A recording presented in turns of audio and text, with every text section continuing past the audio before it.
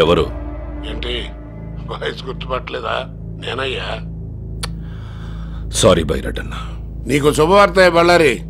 Government నుంచి clearance తెచ్చేసా. ఇక మన శంకుస్థాపనకి ఆ ఒక్కటి తప్ప ఇంక ఏ రకమైన అడ్డంకులు లేవు.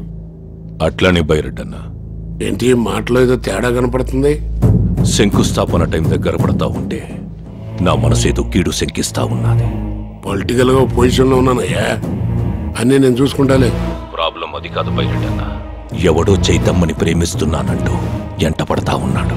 అమ్మాయి మన చేయి జారిపోతుందేమోనని భయంగా ఉందన్నా. ఈ 4 రోజులు అమ్మాయిని జాగ్రత్తగా చూసుకో. ఆడి జోలికి వెళ్ళమోక.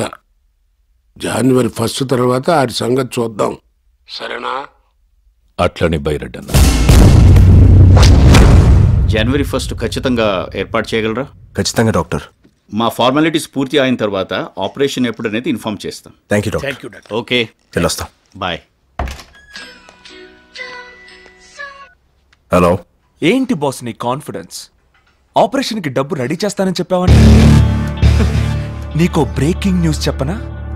బళ్ళారి చైత్రని కాలేజ్ మాన్పించాడు. బర్త్డే అయ్యేంత వరకు బయట అడుగు పెట్టకుండా సెక్యూరిటీ టైట్ చేశాడు. నీ డెడ్ లైన్ కి నీ ఫాదర్ లైఫ్ లైన్ కి ఇంకా 3 days టైం ఉంది. Ready to face it. Bye.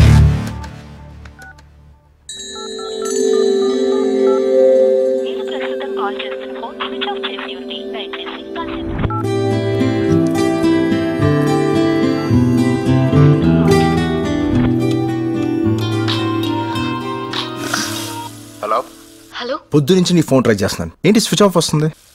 అదో పెద్ద స్టోరీ, తర్వాత చెప్తాను. తర్వాత కాదు, ఇప్పుడు నేను నీ దగ్గరికి వస్తున్నాను. మనం కలవాలంతే. నో వద్దు, ఈ టైం నా రిస్క్ వద్దు. చూడు చైతు, నువ్వు చెప్పిన 3 టెస్టులు అయిపోయినాయి. ఇప్పుడు ఆ మాట చెప్తే వినాలని ఉంది. ప్రేమించిన విషయం టెన్షన్లోనో ప్రెషర్లోనో చెప్పేది కాదు. December 31st నైట్ నేను డాన్స్ స్కూల్ దగ్గరికి వస్తాను.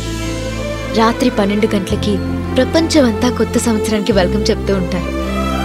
సరిగ్గా అదే టైంకి నేను నీకు ఐ లవ్ యూ చెప్పి నీతో కొత్త జీవితానికి వెల్కమ్ చెప్తాను. ఆ క్షణాల కోసం ఈ క్షణం నుంచి వెయిట్ చేస్తా. బాయ్.